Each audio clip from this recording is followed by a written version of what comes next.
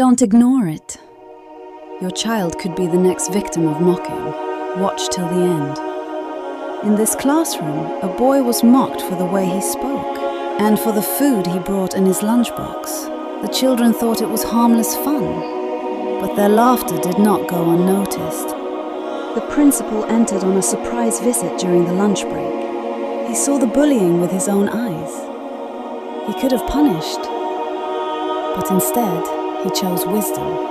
He looked at the students, their laughter fading into silence, and he began to speak.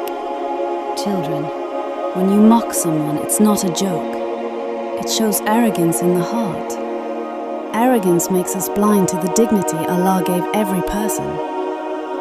Never look down on others, because Allah may raise them higher than you. Remember, true honor is in humility, not in making fun. His words hung in the air, and the students could not escape their weight. The classroom fell silent. The children saw their mockery for what it was, and slowly, guilt turned into reflection, and reflection into understanding. And with understanding came the courage to make things right. A hand reached out, another apologized. Smiles replaced teasing. In that moment, mockery gave way to kindness.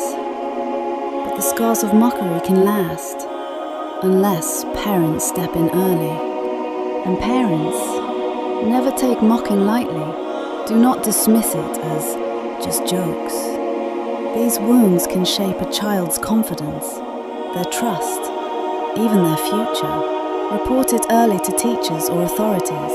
Protect your child's heart before bitterness takes root, because silence today may become scars tomorrow. Mocking others is never right. It only shows a heart of pride.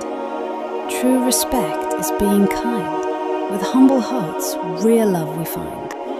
Like, share and subscribe. Your support helps us keep creating more stories that inspire.